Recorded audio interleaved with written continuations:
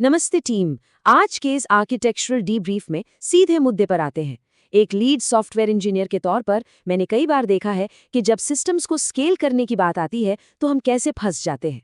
आज हमारा पूरा फोकस इसी बात पर होगा कि एल्गोरिदम की जटिलता यानी एल्गोरिदमिक कॉम्प्लेक्सिटी की असलियत क्या है।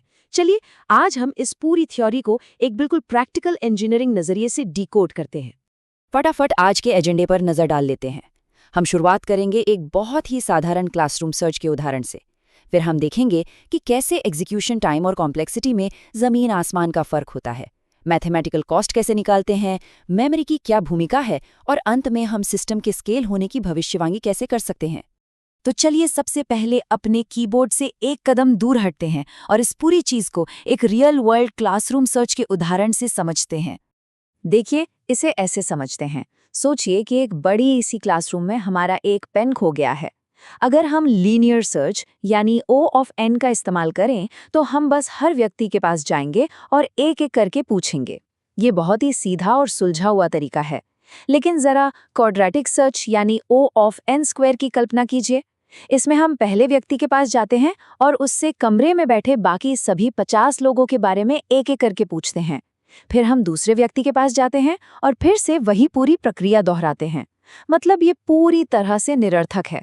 जैसे जैसे लोगों की संख्या बढ़ेगी, ये तरीका एक बहुत बड़ा बॉटलनेक बन जाएगा। अब इस समस्या का एक बड़ा ही शानदार समाधान है और वो है लॉगरिदमिक सर्च।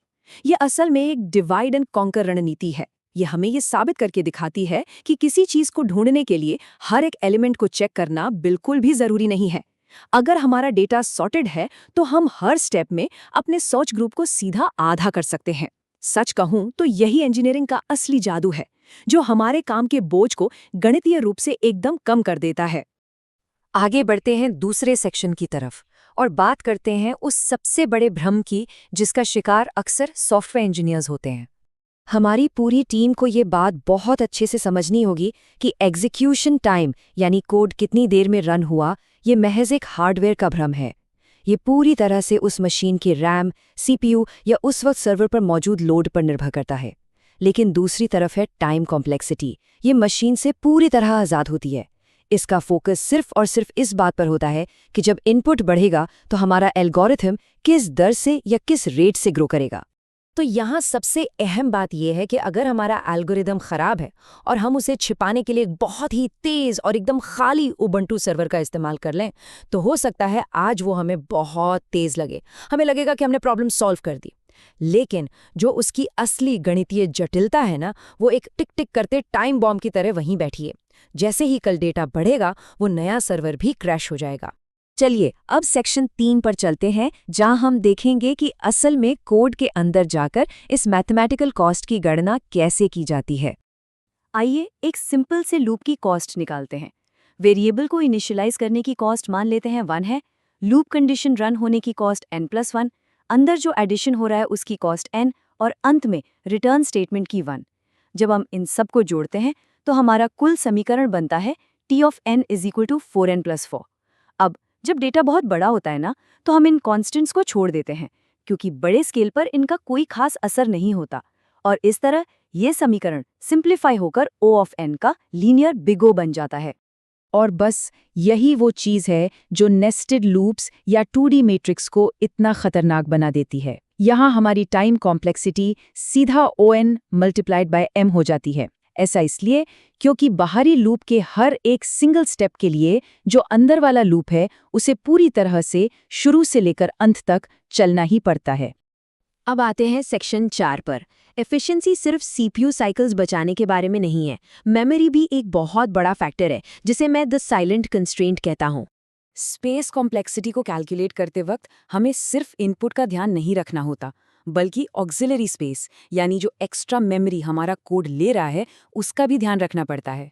अगर हम एक n/m का मैट्रिक्स स्टोर कर रहे हैं तो इसका सीधा सा मतलब ये है कि हमें जो मेमोरी चाहिए वो उन दोनों डायमेंशंस के मल्टीप्लिकेशन के साथ बढ़ेगी।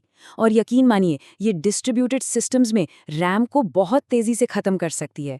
Finally section 5। हमने जितनी भी थ्योरी डिस्कस की है उसे अपने रोजमर्रा के आर्किटेक्चरल फैसलों में कैसे इस्तेमाल करें, आइए वो देखते हैं। हमारी इंजीनियरिंग टीम के लिए यहाँ कुछ बहुत ही सॉलिड टेकअवेज हैं। सबसे अहम बात यह है कि हमारा अल्टीमेट गोल हमेशा OF1 यानी कांस्टेंट टाइम ऑपरेशंस अचीव करना होना चाहिए। ये वो ऑपरेशंस हैं जिन्हें इस बात से कोई फर्क नहीं पड़ता कि इनपुट साइज क्या है। चाहे आपके पास 10 यूजर्स हों या 10 मिलियन, टाइम उतना ही लगेगा। किसी भी एप्लीकेशन को फ्यूचर प्रूफ बनाने का इकलौता तरीका यही है कि हम स्केल होने के पैटर्न की पहले से भविष्यवाणी कर सकें। तो इस आर्किटेक्चरल डीब्रीफ को खत्म करते हुए एक बहुत ही जरूरी सवाल हमारे सामने आता है।